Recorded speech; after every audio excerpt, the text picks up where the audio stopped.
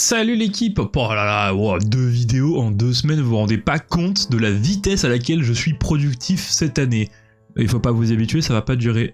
Aujourd'hui, petite vidéo catalogue. Alors catalogue, ça veut tout et rien dire bien sûr, mais en fait l'idée c'est que comme on a fait une rétrospective sur les jeux de 2023, je voulais vous parler un petit peu des jeux que j'envisageais de faire en Big 2024, c'est-à-dire maintenant, voilà, à compter de la semaine prochaine, si normalement tout se passe bien au niveau de la production de cette vidéo, mais à partir de la semaine prochaine, vous devriez avoir des nouveaux jeux sur ce stream. Ces jeux de 2024 seront principalement concentrés sur des jeux que je n'ai jamais fait. Je vais être honnête avec vous, j'ai regardé un petit peu le planning des sorties de 2024, il n'y a pas grand chose qui m'inspire de fou malade, et comme il n'y a pas grand chose qui m'inspire de fou malade, et ben on va se concentrer sur des jeux que je n'ai jamais fait. Voilà, donc on va partir tout de suite sur la présentation d'abord des jeux multijoueurs. Au niveau des jeux multi de 2024, et bien sans grande surprise, on va rester sur les mêmes jeux multi que 2023. En effet, comme on n'a toujours pas de nouvelles concernant X Defiant, on va se concentrer sur les mêmes jeux qu'avant, à savoir du Monster Hunter World, tout un programme qui est prévu avec l'équipe, et donc ça va être pas mal, environ une fois par semaine on va se taper du Monster Hunter World. Et ensuite, pour le reste, avec un peu de chance vous aurez du Valo, avec un peu de chance vous aurez du Street Fighter 6, et avec c'est fort probable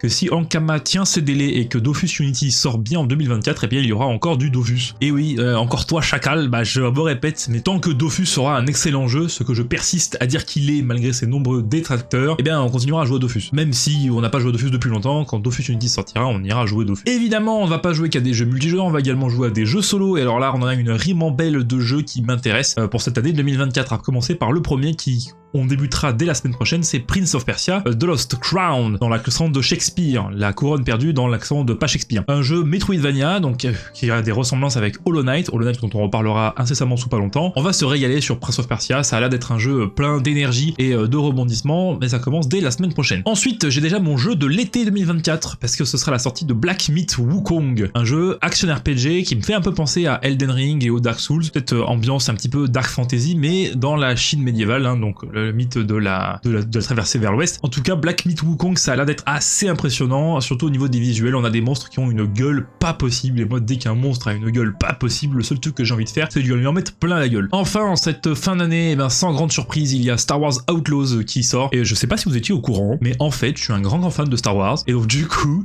je vais jouer à Star Wars Outlaws. On va 100% jouer à Star Wars Outlaws. J'espère qu'il sortira en 2024, parce qu'on n'est pas à l'abri que la sortie soit repoussée, bien sûr, mais s'il sort bien en 2024, et bien vous y aurez droit en 2024. Ensuite, j'ai une petite catégorie des jeux que j'ai qualifié des jeux We Believe. We Believe une sortie en 2024, notamment pour le DLC de Elden Ring, même si bon, je pense pas trop m'avancer en envisageant une sortie en 2024 pour le DLC de Elden Ring, que je n'essaierai pas de prononcer parce que un petit peu trop technique pour mon accent. Et dans le même délire des jeux We Believe, une sortie en 2024, on n'a toujours pas de nouvelles de la suite de Hollow Knight, de Silksong, notamment, voilà.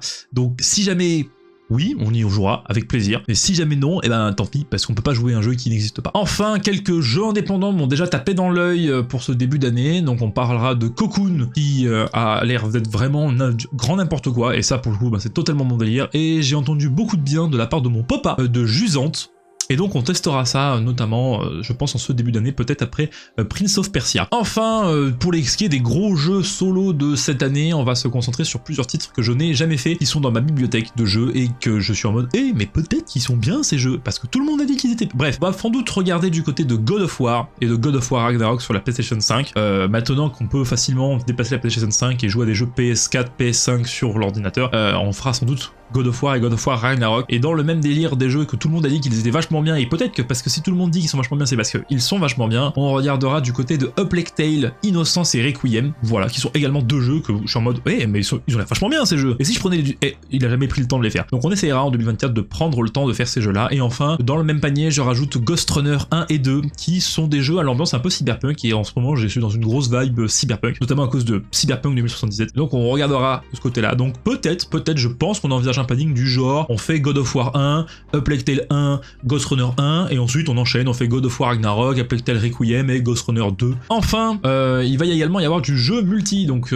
en jeu multi, j'ai déjà parlé de Monster Hunter World, mais cette année, on va sans doute essayer de se retrouver avec le bro 13-1, dont je mettrai le lien de la chaîne YouTube et de la chaîne Twitch directement dans la description pour que vous allez vous abonner à ce gentil zigoto, parce qu'on va sans doute se faire plusieurs jeux sympathico-sympatoches ensemble sur un planning que je qualifierais de irrégulier, parce que planifier c'est quand même pas hyper sympathique pour le fun. Donc on va se concentrer sur des jeux particulièrement rigolos en coop, et notamment ça va débuter dès la semaine prochaine, une nouvelle fois. On se retrouve mercredi soir pour Bread and Fred, un jeu avec des petits pingouins. Essaye de monter une montagne pas si petite que ça. C'est à peu près tout pour ce catalogue des jeux de Peak 2024. Alors oui, la vidéo est vachement plus courte, et une nouvelle fois je me répète, c'est un catalogue et non pas un planning, c'est-à-dire que l'ordre dans lequel je vous ai présenté les jeux n'est pas du tout l'ordre dans lequel je compte faire les jeux, puisque je fais les jeux dans l'ordre que je veux, voilà.